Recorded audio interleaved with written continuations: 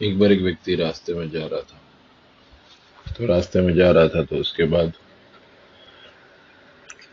उसको सामने से एक दूसरा व्यक्ति मिला। वो व्यक्ति ने बोला कि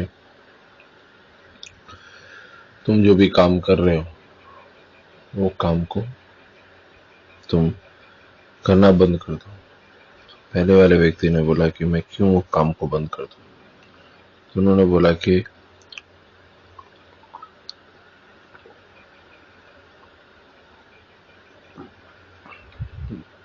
ये काम में इस तरह की आपको समस्या आने वाली है और यह काम को आप बंद कर दो तो उसकी वजह से आपका ये जो काम है वो बाद में पूरा हो जाएगा। अभी आप काम को बंद कर दो। तो उसने उसकी बात को मान लिया। मानने के बाद फिर वो काम को बंद कर दिया। उसके बाद 2 साल के बाद फिर से उसको लगा कि मुझे काम फिर से शुरू करना है। तो फिर से शुरू किया। फिर से उसे कोई दूसरा व्यक्ति मिला। व्यक्ति ने उसको बोला कि ये काम में मजा नहीं है, अभी काम को बंद कर दो। फिर उसके बाद 3 महीना किया, 2 महीने किया, फिर बंद कर दिया। फिर उसके बाद उसको फिर से कोई व्यक्ति मिला। व्यक्ति ने उसको कहा कि तुमने वो काम को बंद कर दिया। बोले हाँ, बंद कर दिया। तो उसके बाद समय बीता। फिर उसके 4 साल बाद फिर से एक व्यक्ति मिला उसको। फिर से उसने काम चालू किया। फिर से किसी ने उसको 6 महीने बाद राय दी कि बंद कर दो। ये चीज के अंदर एक मोरल ऑफ स्टोरी ये है कि जब भी आप कोई काम शुरू करते हैं तो अच्छा या बुरा बोलने वाले लोग अवेलेबल हैं। वो आपको बोलेंगे कि आपका काम अच्छा नहीं है, बंद कर दो। आपका काम अच्छा है, आप चालू रखो। उनको उस बात से कोई लेना देना नहीं होता है। उनका सिर्फ फर्ज है कि आपको बोलना, और आप वो चीज फॉलो करते हैं, फिर बंद करते हैं, फॉलो करते, बंद करते। जब आप किसी की बात सुने बगैर सिर्फ अपना काम करते हैं तो आपको सफल होने से कोई रोक नहीं सकता है। किसी की बात सुने बगैर सिर्फ अपना काम करते हैं तो सफल होने से आपको कोई रोक नहीं सकता है। लेकिन आप जब दूसरे की बात सुनते रहते हैं तो व्यक्ति अपनी राय देके छोड़ देते हैं, चाहे वो परिवार का सदस्य हो, चाहे आपके माता पिता हो, चाहे आपके हस्बैंड हो, वाइफ हो, या चाहे आपके कोई भी दोस्त हो, मित्र हो। जब आपको कोई चीज के लिए रोक देते हैं तो आपको वो काम में आप रुक जाते हैं। आप इस बात को इस तरह से समझने की कोशिश कीजिए कि जैसे आपने ये निर्धारित किया, डिसाइड किया कि आपको नियमित हनुमान चालीसा का जप करना है, राम राम का जप करना है, आपको नारायण नारायण का जप करना है, आपको हरिओम हरिओम का जप करना है, आपको ये चीजें करनी है। तो इसके अंदर किसी का बेरोक टोक कोई किसी से कोई लेना देना नहीं होता। आप 5 मिनट कोई जगह पे बैठ के राम राम का जप करते हैं, उसमें किसी का क्या जाना है। आप 10 मिनट कोई जगह पे नारायण नारायण नारायण नारायण नारायण का जप करेंगे तो किसी का क्या जाना है। आप कोई जगह पे बैठ के हरिओम हरिओम का जप करते, किसी का क्या जाना है। लेकिन फिर भी लोग राय देते हैं, फिर भी लोग आपको व्यवधान डालेंगे। तो आपको जब ऐसा लगेगा कि नहीं, आपको व्यवधान डाल रहे हैं और आप उनकी बातों में आके बंद कर दोगे तो उनका क्या गया, वो तो अपना बोल के निकल लिए। समझ रहे हैं आप? ठीक है। और उस चीज से उनका कोई नहीं जानता। जब आप एक अच्छी चीज पकड़ते हैं ना तो आपको 4 लोग ऐसे जरूर मिलेंगे कि जो आपको राय देंगे कि अरे ये तो छोड़ दे, तो कोई बात है। वो राय देने वाले लोग आपके आजू बाजू ही होते हैं। कलयुगी वातावरण ऐसा होता ही है।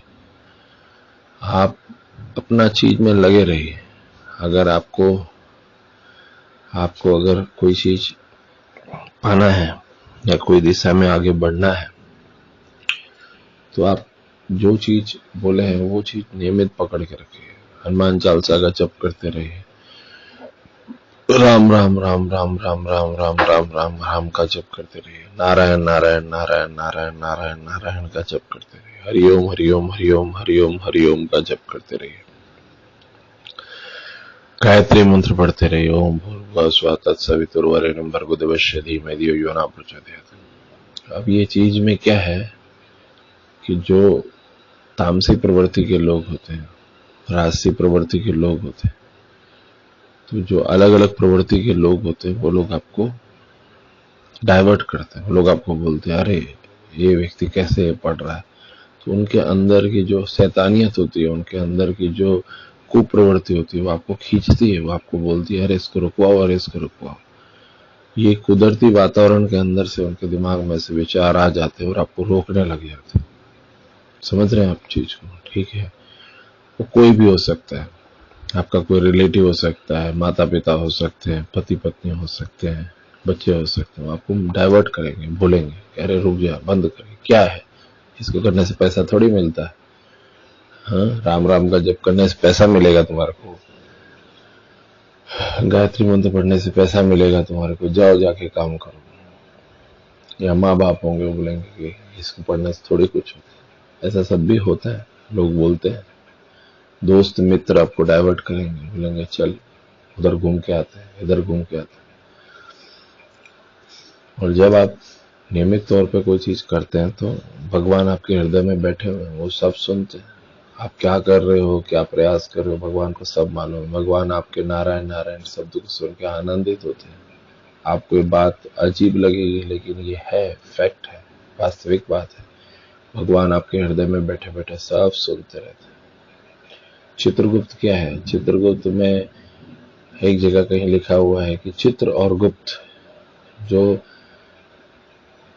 एक पर्सन हमारे कंधे के इधर से बैठे चित्र लेता रहता है, उसका चित्र लेता है, और गुप्त जो होता है वो एकदम गुप्त तौर पे लिखता रहता है, उसको चित्रगुप्त कहते हैं। जो भी हम देखते हैं वो फोटो का फोटो खींच लेता है, और जो गुप्त है वो लिखता रहता है। चित्रगुप्त वही है, यानी वो पल पल की इंफॉर्मेशन वो भगवान को स्टोर करके देता रहता है। अब आप समझिए कि आपने बोला कि मैंने चुपके से काम कर लिया, कोई ये काम को देखे नहीं, पर ऊपर से भगवान देखता रहता है। भगवान ने तुरंत उस पल का पिक्चर कैच कर लिया कि मैंने ऐसा काम किया। अब आपने समझो राम राम का जप किया, नारायण नारायण का जप किया, आपको किसी ने परेशान किया कि अरे भाई क्या ये करता है, तो भगवान ने उसका भी वो काम नोट कर लिया, उसका भी कर्म नोट कर लिया, और तुम कर रहे हो, तुम्हारा भी कर्म नोट कर लिया। तो राम राम का जप करो, नारायण नारायण का जप करो। ये चीज बोलने की चीज नहीं है, ये आप प्रदर्शन करने की चीज नहीं है, आप दिखावा करने की जरूरत नहीं है। आप माला फेर रहे हो, आपने बोला यार लोग मुझे देख रहे हैं, मैं माला फेर रहा हूं, तो ये प्रदर्शन करने की चीज नहीं है। आप यहाँ राम राम का जप करें चाहते हैं, आंख बंद किए पर एक आंख खोल के देख रहे हैं कौन मुझे देख रहा है, तो अब ये करने की जरूरत नहीं है। आप दिखावा करने की चीज थोड़ी है ये चीज। आप कर रहे हो, आपको मालूम है, आप करो, कोई भी जगह करो, आपको क्या लेना देना किसी से। आपका दिल साफ होना चाहिए, आपका दिल में दिखावा नहीं होना चाहिए। दिखावा क्यों करते हो? मन साफ होना चाहिए आपको। मन साफ होगा तो जमीन फाड़ के आपको सब चीजें मिल जाएगी। आसमान से देवी देवता सब देखते होते, भगवान को सब मालूम है, भगवान को कोई धोखा नहीं दे सकता। और कोई भी व्यक्ति कुछ भी बोले, अपना मन साफ रखिए। भगवान को मन चाहिए, उनको ये नहीं चाहिए कि आप फूल खरीद के लाओ, नारियल खरीद के लाओ, शहद चढ़ाओ, ये करो।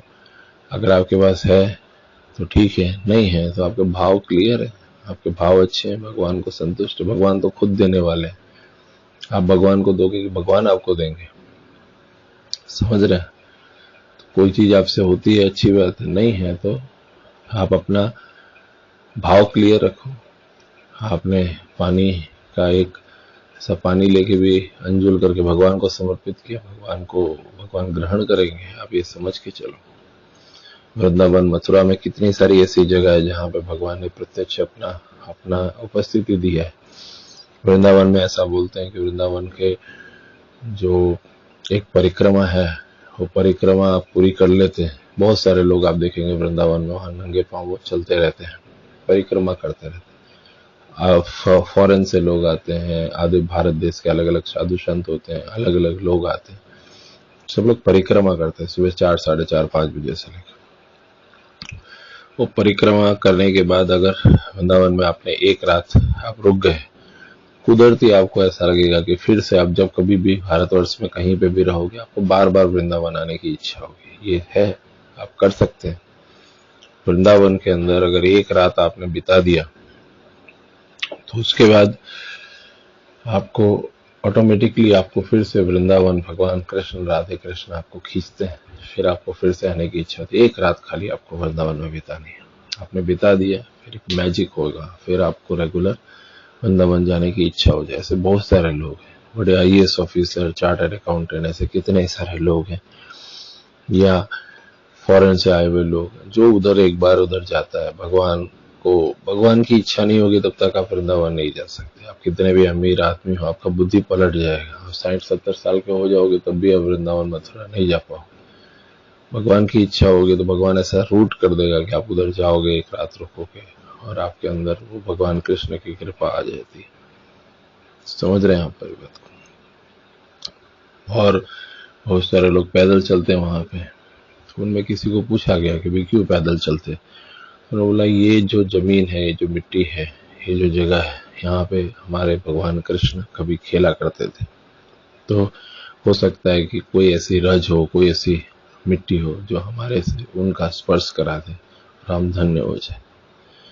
कितनी बड़ी बात है, इसलिए वो लोग नंगे पांव चलते हैं। अब ये चीज में कोई भी व्यक्ति है, उसका मन कितना अच्छा होगा तभी ये कर सकता है ना। सही है ना। राधे कृष्ण, राधे कृष्ण, जय श्री राम।